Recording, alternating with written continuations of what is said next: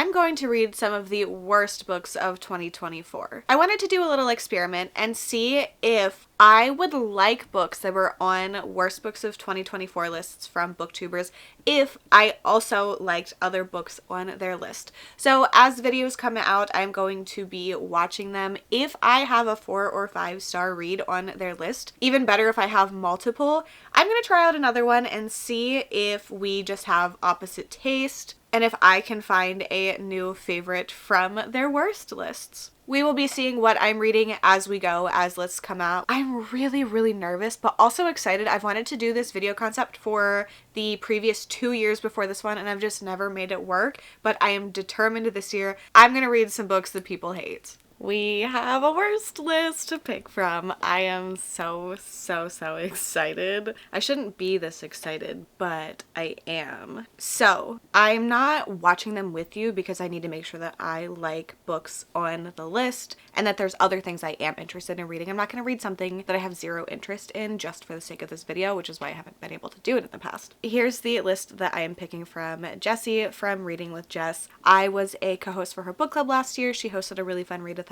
that I joined sprints for, and this really makes me laugh. Okay, so there were 4 books on her list that I have read and enjoyed to varying degrees. Widow Falls by Kirsten Modglin. This one I think I gave 3 stars. This is a thriller. Middle of the Night by Riley Sager. I also gave this one 3 stars. So not the books that really are causing me to read a book from this list. Then we have a 4-star read for me, So Thirsty by Rachel Harrison. This is a horror book. And then, this is why this is so funny. So, you know how I said that I co-hosted her book club in January of last year? Well, we read this book called Good Girls Don't Die. This one, to be exact, by Christina Henry. It made her worst books list. It made my best books list. I gave this one 5 stars, and I was the only one in the live show that liked it, which is totally fine. Jessie and Ashley from Ashley's Little Library, who was the other one co-hosting, also just liked it. It's 3 books in one. I get why people don't like this, but I had such a fun time with it. So I remember, I think it was Ashley making a joke saying, oh haha, we're gonna see this on Lexi's best books of the year list. And yes, you did. So thanks for that prediction. I just had such a fun time with it. So there was another book on Jessie's list that I was interested in reading, so we are going to do that. So I will be reading The Engagement Party by Darby Kane. I've previously read a book from this author, and did I give it 2 or 3 stars? I don't know. I thought it was okay, but I think that it just went in a different direction than I wanted it to. But this one sounds really fun, so we're gonna be reading this. Just quickly, it says, And Then There Were None meets I Know What You Did Last Summer. It's a twisty thriller set on a private island in Maine where secrets piled upon secrets and lies upon lies are all revealed in one fateful weekend. This whole thing is just so funny to me. I'm excited to read this book. I have learned that wearing any green obviously is difficult to film here. At least this one's a little bit different, but I try to give you this wall as well. But like, this looks funny without the headphones on it, and I have my cute little coffin bookshelf. But I've started The Engagement Party. I'm 120 pages in. I got to chapter 26, and I'm enjoying this so far. So for picking for these videos, I'm not going through and listening to the negative opinions on the books. I mean, obviously, I don't think anyone's being mean, so it's not like bad negative, but I'm just basing it on the book titles alone and picking something that I'm personally interested in. And then once I'm done, I'm going to go back and watch everything. 1, to make it a little more chaotic. 2, so that I don't convince myself that I shouldn't read a book. So in this, we are following 6 different friends. 1, 2, 3, 4. That sounds right. So we know that in the past, Emily Hunt went missing from her college, and we in the present are following people that were mostly friends with her and then some people that were added into the group. So this is 12 years afterwards, and these friends are getting together to celebrate the engagement of one of the people. This one guy named Mark, something like that. So it's one guy from this friend group and then his fiance who is not part of it, and she's suspicious. So we are getting book notes, which I have an idea how that is coming into play with everything. And then we are getting Sierra's perspective and Ruthie's perspective, and I think that's all. Oh, no, we're also getting Alex, who was one of the friends. So Ruthie, Sierra, Alex, and then the book notes thing that's going on. And we know that Ruthie is the one that has pulled together this engagement party. So she's the one that is getting married to this guy.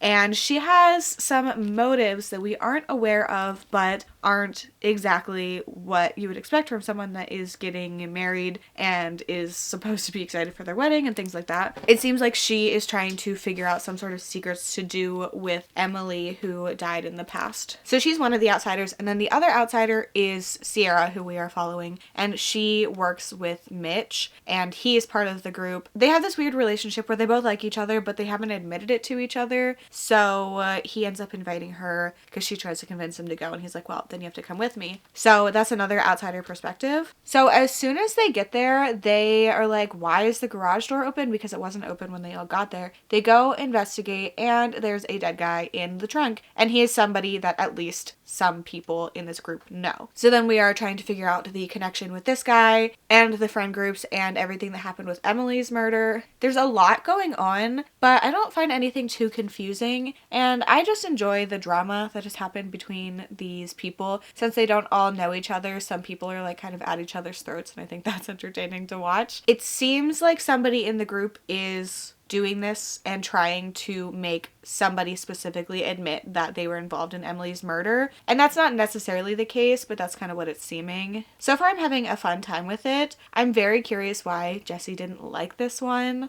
But also, it's kind of giving me One by One by Ruth Ware vibes, which I loved and a lot of people didn't, so maybe that's part of it. But I'm not hating this at all. I am 236 pages into the engagement party, and the drama in this is so fun. It is kind of giving me the vibes of One by One by Ruth Ware. I don't know why I ever think that I can just hold up my camera. It's too heavy.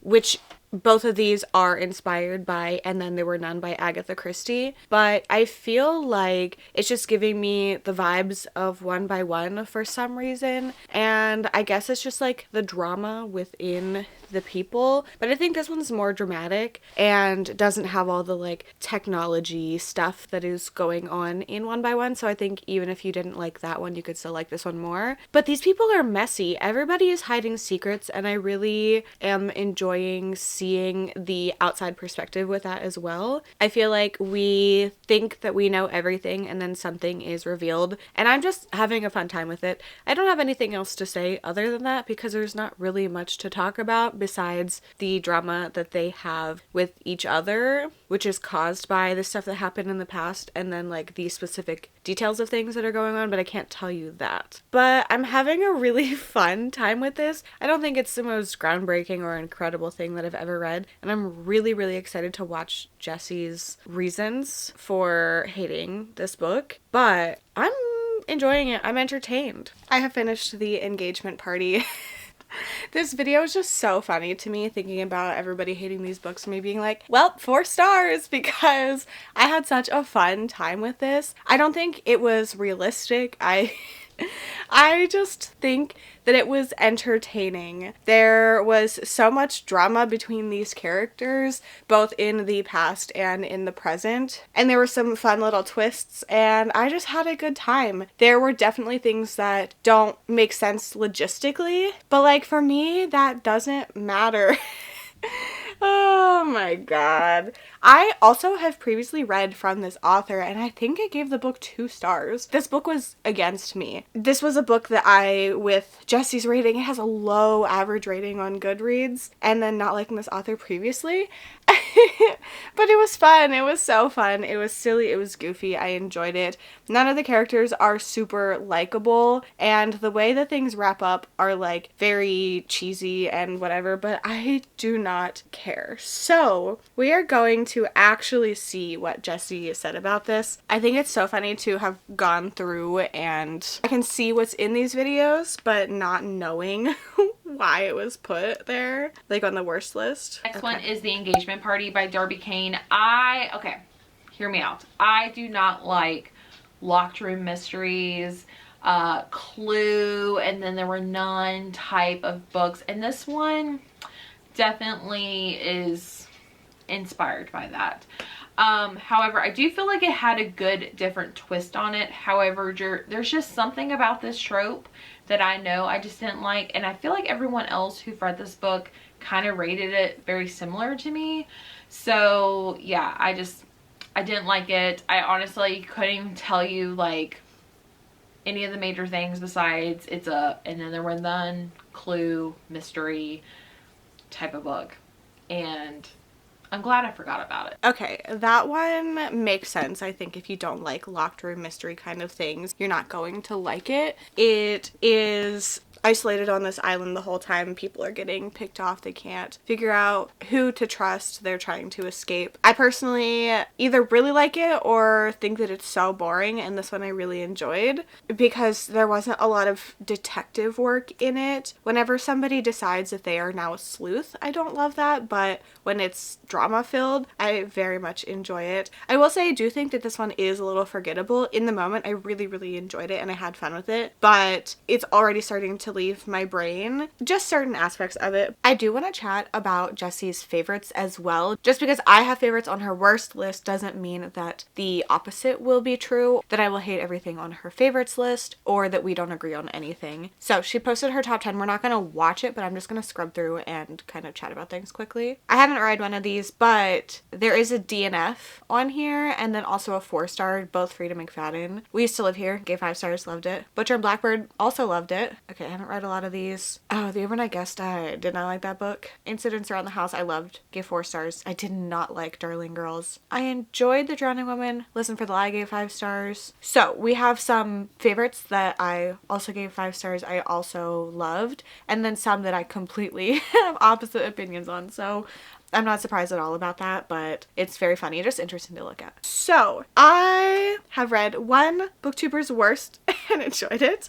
So let's pick another. Okay, logically, I understand that not listening to the reason for disliking these books maybe is going to hurt my reading experience. I don't know, not reading experience, but maybe I would pick something that I maybe wouldn't have picked otherwise because of what was said. But, you know, I'm picking things that I'm interested in by the synopsis, which is how I pick books a lot anyway, other than the hype of them, so it's fine. So we have the worst list from Erin Megan. So on her list we have a 4-star for me, and 2 of my favorite books of the year, Horror Movie by Paul Tremblay and We Used to Live Here by Marcus Kleber. Both 5 stars, made it in my top 15. So Erin has one that I owned that I was like, well, I own it. It was interesting enough for me to get it from Book of the Month, so I need to read it. So I will be reading Someone in the Attic by Andrea Mara. I've seen a lot of people hate this. I have, but maybe I'll still like it because Erin disliked things that I like. We'll see. I'm a little scared, but also very excited.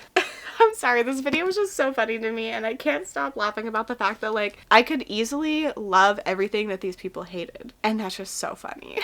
I maybe got a little bit too excited with how the last book went for me. I'm not hating this, but why is it so boring? So in this, we are following our main character, Julia, and she sees this video that her daughter shows her on TikTok where it looks like somebody is in their house and is coming down from their like attic hatch thingy and then in their house, and it's a very quick clip, and she sees it and then it gets deleted and it continues to get re-uploaded and deleted and everything, but they're pretty positive it's their house, and it's a little bit dumb to me to be like, oh, it's just a fake. Somebody took all of my daughter's videos and edited them together to make it look like they're in our house and not actually take it seriously in any capacity other than talking to the police and saying, I think this is a fake video that somebody made of my house. Like, that's so stupid to me. I just don't understand the logic. But with that, it's so boring. She's just thinking like, oh, that's weird that there's this video. I don't understand. Then also there's somebody that she knows that she has some sort of like weird past with that has died at the very beginning, like in the first chapter. We are getting Anya's perspective in the first chapter, and she is taking a bath and somebody drops down said attic hatch thing in her house while she's in the bath. 30 seconds later she's dead, but it looks to the public like it is an accidental drowning. She was drinking wine and people are just assuming she fell asleep and drowned on accident. So she has this weird relationship with Anya and also has other friendships with this one friend, Elle, and they were all going to meet up at the beginning and they're waiting and they're like, Anya's not here, I don't understand. Then they find out that she died and then nothing else has happened. Julie, that's her name? Julia. She has 2 kids and a husband and she is not with him anymore, but they have like this very fancy version of co-parenting. They own 2 houses. Like, they're well off, so you would think that they could get somebody to listen to them if they said, hey, there's this video of somebody in our house. But I'm not annoyed while reading it that these things don't really add up to me. My main complaint at this moment is that I'm bored. I'm not hating it, but I'm not enjoying it either, I guess. I was really hoping that this one was going to be unhinged. For some reason in my brain, I thought that it was going to be, and maybe it does get more unrealistic and silly and fun. But right now, nothing is going on. There's no sort of entertainment value to anything. And it's just like, okay, I guess. I have made it to chapter 54, which I think is about 70% in. I'm not loving this. I don't tend to love this kind of story. So the synopsis is pretty short in here and it's very vague, and this is just more domestic of a story than I generally enjoy. We are watching this lady be so dumb. I personally feel like it's more realistic to assume that there is somebody in your house than to assume that somebody is editing videos of your house together to look like someone is in your house. That just doesn't make any sense to me. On top of being dumb, our main character is boring, and all of the drama that's happening is just silly. It's like, I don't know, it's so stupid. And then we find out this thing of the past and I'm like, okay, that's what you've been acting like is this big secret that is causing these events to happen now. Like, I don't get it. So it's too domestic for me. I don't want neighborhood drama within relationships. I feel like it's just, I don't know, if the entertaining stuff is just people cheating on each other, I don't care. There's nothing about that that is exciting or entertaining to me, and not just because it's cheating, but it's also just boring to watch for me. Like, I don't get it. And then all the assumptions that are made are just also not, like, I don't understand who would be making these assumptions. Like, I don't know. I don't understand. So I'm bored. Things are stupid. Mostly I'm bored. And it's too domestic for my personal taste. But I am gonna finish it. I was looking at some reviews because I was like, does everybody hate this? Because the few people that I have seen talk about this didn't like it. And the ending is apparently pretty twisty, but also how twisty can it be? I don't believe that that's going to be the truth. So I need to know for myself. I've finished Someone in the Attic. Okay. I had too much fun with the first pick, so I guess that couldn't continue, and I am going to give this one 2 stars. I don't like this kind of thriller. I knew it would be a little domestic, but it was too domestic for my personal taste. I thought that it was generally really boring, and I think the twist at the end was just so obvious and kind of not fun. Like, I don't know. Not that it was bad, I guess. I don't really have anything to say other than what I've previously said to you. This is just not a story that works for me. So I'm very curious what Erin has to say about it. Someone in the Attic by Andrea Mara. Oh my god. Let's talk about a thriller that made me have a headache. This is also labeled a home invasion thriller, and you know, the theme I'm seeing is that things labeled home invasion are really not as home invasion as they are supposed to be. This just had the stupidest twist I've ever seen. It was very predictable. I didn't think it was anything jaw-dropping or shocking. It's really focused on 17 different plot points. Like, I feel like you're following so many different stories that feel very unnecessary to the overall plot. You did not need all this information or to be following all these different, you know, things around. I think it could have been more straightforward. I think if it had leaned into the home invasion more, it would have been more successful. But because it then went into like drama and relationship stuff. I just think it got lost and it became just so over the top and melodramatic, honestly. I had a headache after I finished it. I wish I had DNF'd this. I don't know why I put myself through the torture of finishing it. I should have DNF'd it. It was quick. That's the most positive thing I can say about this book, is it was over quickly. Not quickly enough, but it was over quickly. That's hilarious.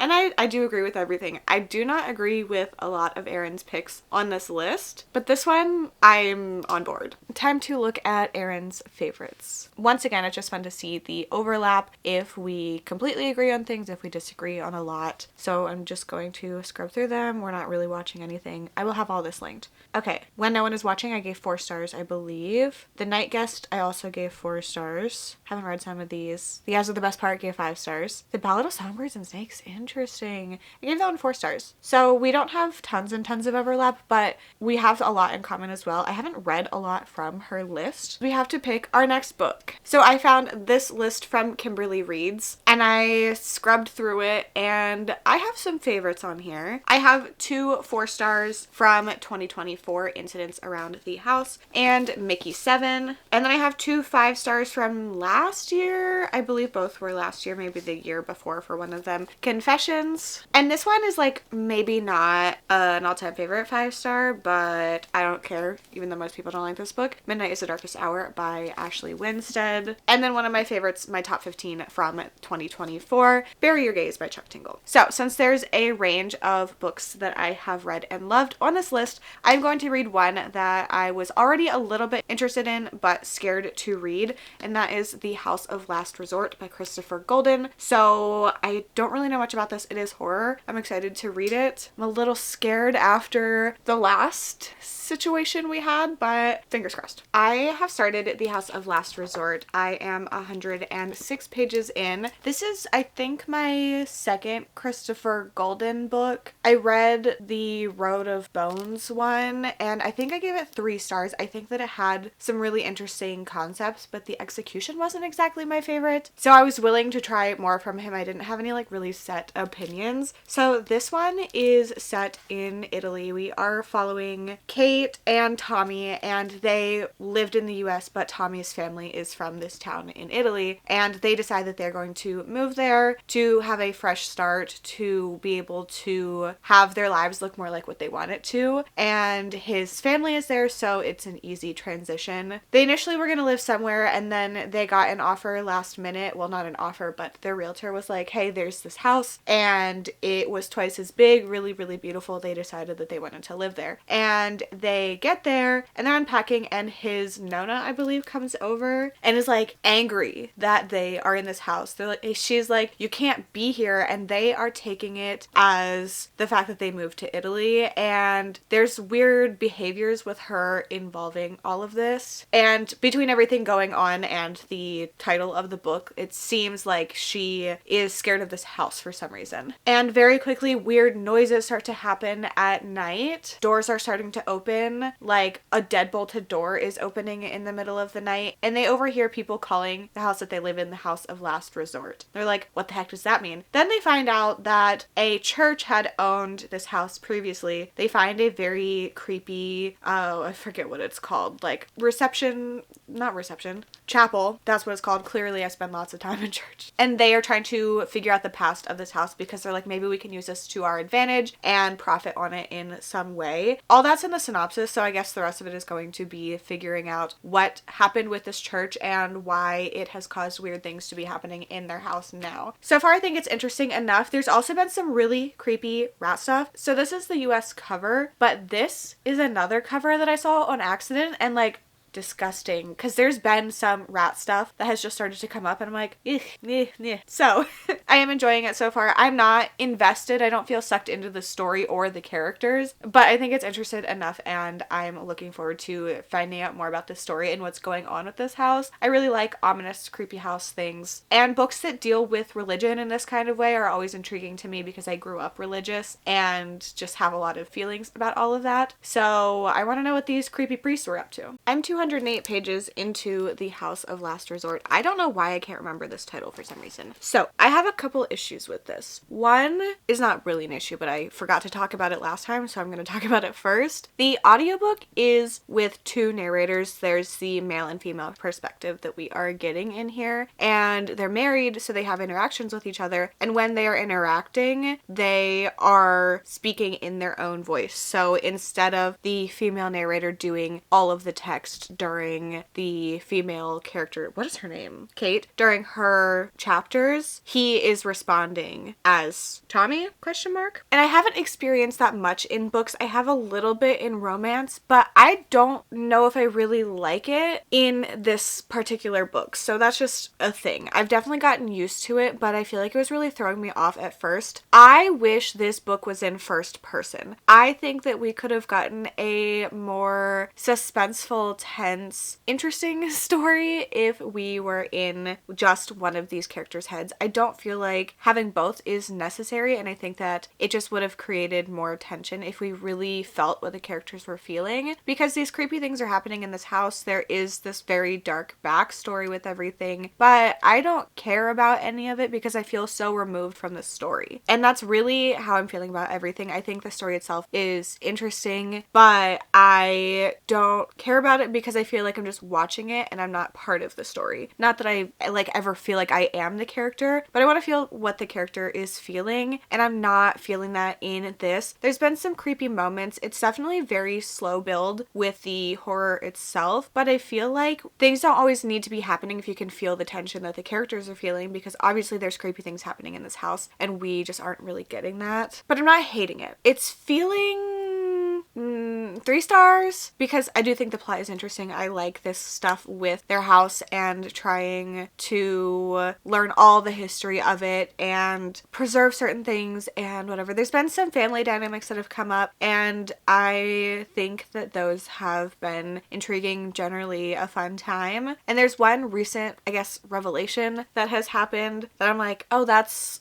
like a very unique feeling thing, and I would not have thought of, like, I wouldn't have guessed that that was happening or part of this house's backstory. But yeah, it's generally fine. I wish that I was feeling the tension in this because I think it's a really cool concept, but the execution's not my favorite. And I feel like that was my issue with Christopher Golden's other book that I read. I just didn't feel ever in the story. I personally prefer horror and thriller books to be in first person. I feel like it, for me, makes me feel the feelings more. And that's not always the case. There are authors that I think do an incredible job at writing in third person, but just my personal preference is usually first person. Watch all of my favorite books of the year be in third person, and I'm like, dumb. But in the moment, I wish we were in third person. No, I wish we were in first person. I don't have too much left. I think I'm 68% in. I'm interested to see how the plot wraps up, but I find this one very easy to put down, and I'm not sucked into the story enough to desperately need to get back into it, so it's taking me longer to read than I wanted it to as well. I finished The House of Last Resort.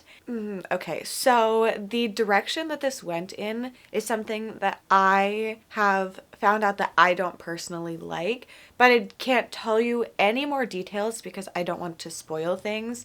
I have read a couple books with this trope, I guess, that I thought that I would like and I ended up not liking, and I'm starting to realize why I didn't like all of those books and that it's a specific thing that happened. So I think, I don't know how to rate this one. I liked it more than Someone in the Attic, but I think I'm gonna give this one 2.5 stars. It had a lot of potential for me, but the direction it went in, obviously I didn't like. It's not something that I think I ever will really like. It is something that is scary to a lot of people, but I kind of find boring in the way that it has to be executed. Speaking of execution, I don't know if I'm going to read from Christopher Golden again because I never feel invested in his stories, and I think it's just his writing style is just not for me, which is fine. So I am glad that I read this. I'm glad that I kind of know this information about Christopher Golden, about this kind of trope, this kind of story, because sometimes it's something you do know going into books and sometimes it's not. So the ones that it's obvious that that's what's happening, I can avoid those. So even though I didn't like this, I'm really, really happy that I read this because it gave me some information that I really need and will help me move forward with books and like picking things things up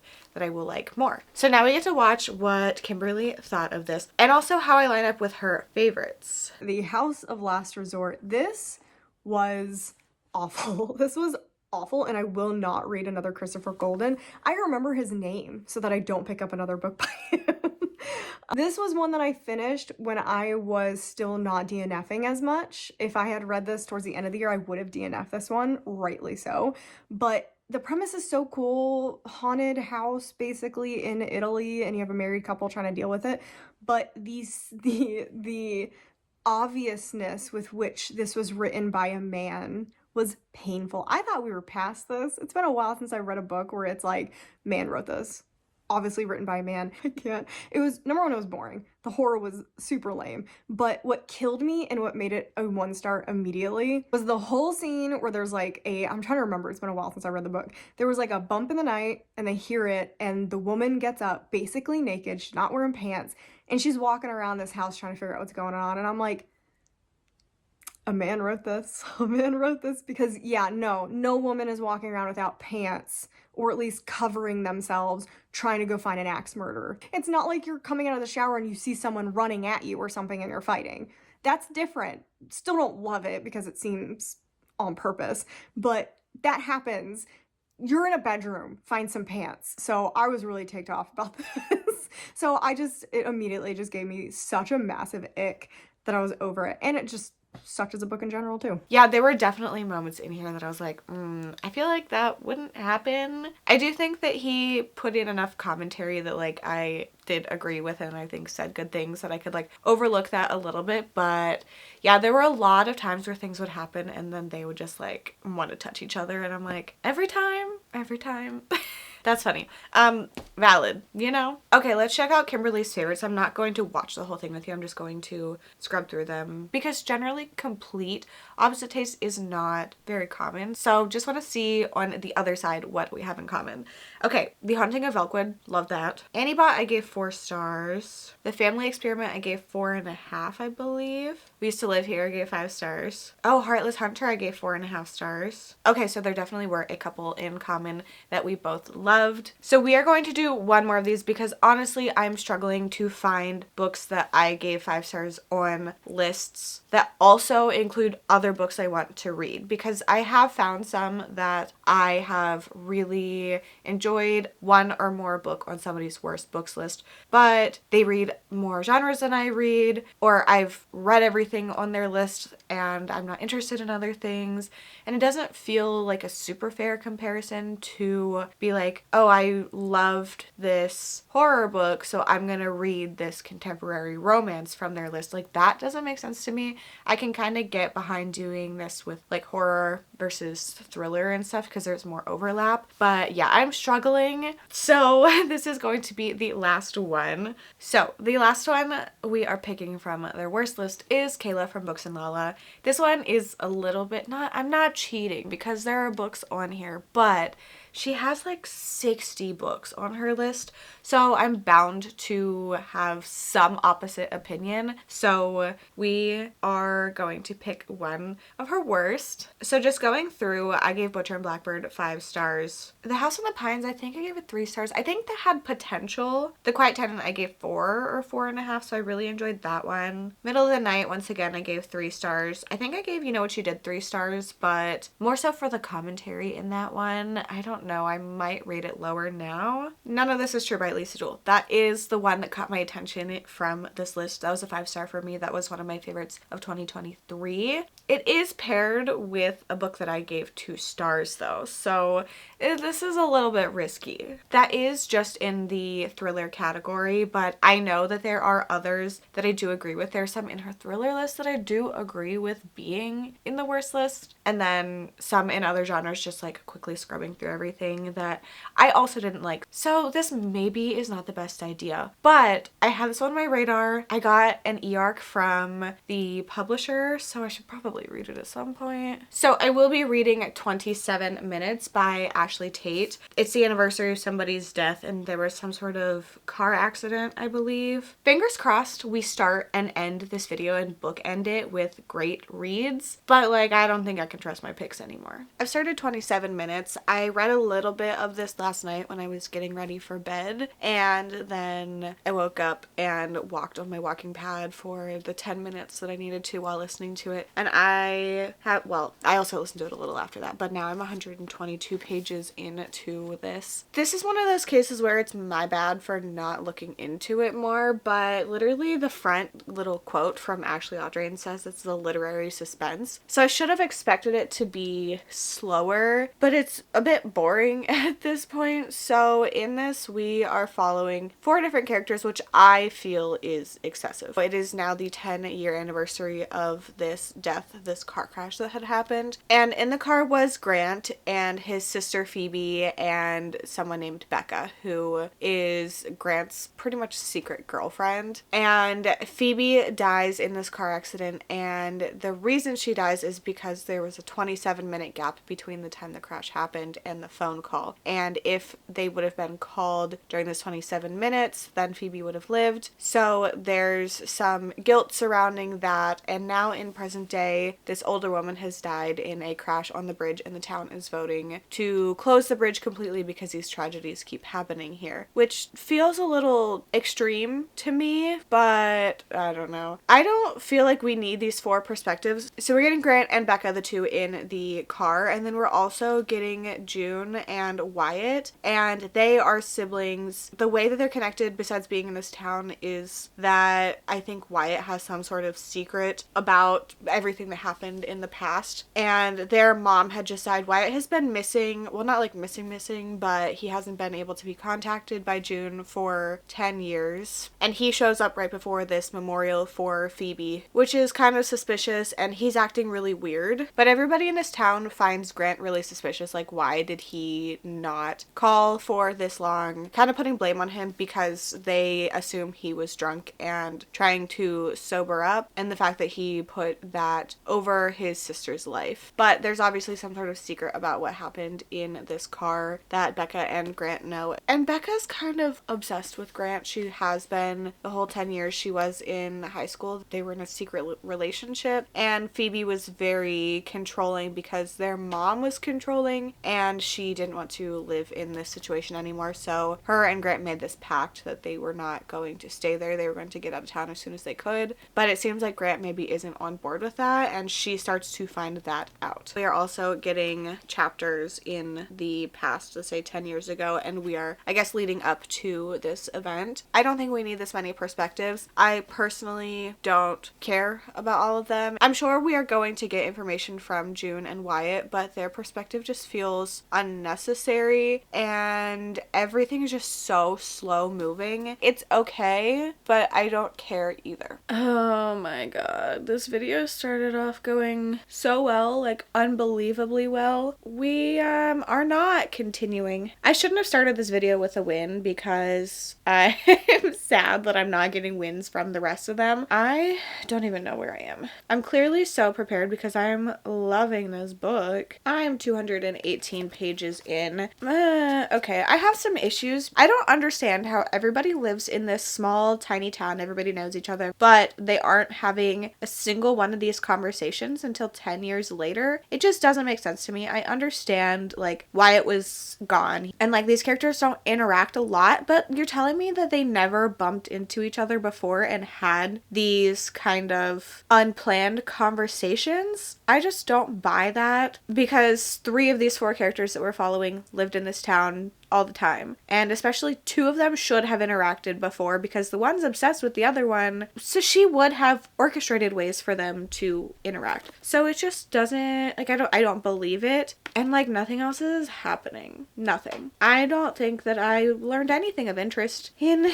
this section. The 10-year gap makes no difference with the things that are going on, and it's boring. So boring. That's all I got. I'm gonna finish this book because apparently there's big secrets to be revealed, but do I care? I finished 27 minutes, and personally, I feel like most of this book is pointless. I don't think that this should have been a dual timeline book because almost every single thing in the present day felt pointless. There was no extra information we were gaining from it other than the fact that people felt guilty about various things, and it just was not necessary. I think the story could have been even more effective if it was all in the past timeline. There's one thing that wouldn't be able to transfer, but I still think that wasn't enough for the story to be very entertaining for me, very interesting throughout the book. Like, that one little twist doesn't make up for me being bored for most of the book. So I'm gonna give it 2 stars. Okay, we need to watch Kayla's video and see why she didn't like this one. One Perfect Couple by Ruth Ware and 27 Minutes by Ashley Tate. You could take out the middle 200 pages of both of these and they would be the exact same story. That was very quick, very to the point. I absolutely agree, and I should the fact that I didn't listen to anybody talking about why they disliked the books before reading them.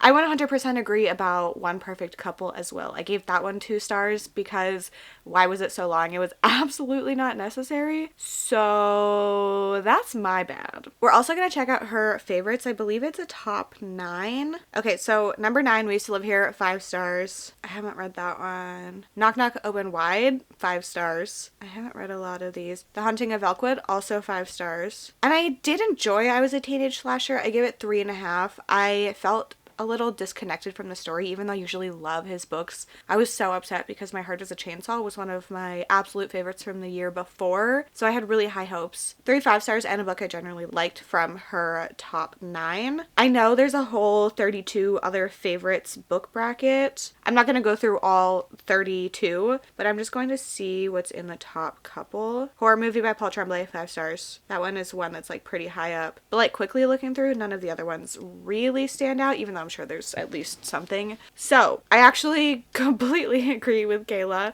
on this book, also the other book that she talked about it with, and I have a decent amount of favorites in common as well. I didn't completely hate anything. I didn't hate any of these books. They were all generally 2 stars or 2.5 because I thought they were boring. The 2 that I gave 2 stars, I had issues with the plot itself and things not really making sense, and if they were done in a different way then maybe the story could be better. I saw potential in this, but I just don't think his writing is for me, and I don't like the direction it went in, but I was more entertained with this one. And then I had a major win. I was not expecting this because I hadn't liked from this author previously, so this was definitely against me. And even though this was my only win, I'm so glad I read all 4 of these books. This one I never would have picked up. This one I might have if something came up that caused me to read it. And these 2 I definitely would have, so I'm not like mad that I read any of these things. These ones are ones that I needed to read. I learned a lot from this one, and I had a lot of fun with this one. If you've read any of these books, I'd love to know your thoughts on them. I will have all 4 booktubers linked in the description, so make sure you check them out. I think this was a super fun experiment to do. I will be reading booktuber favorites as well, so keep an eye out for that. My next vlog also should be a Goodreads Choice Awards mystery thriller video for you, so make sure you're looking for that. If you've made it to the end and want to leave me an emoji just to say you were here, you can leave me a thumbs down emoji for the worst books, and also I think it's funny to see a bunch of thumb down. Thank you so much for hanging out with me. I hope to see you very soon. Bye.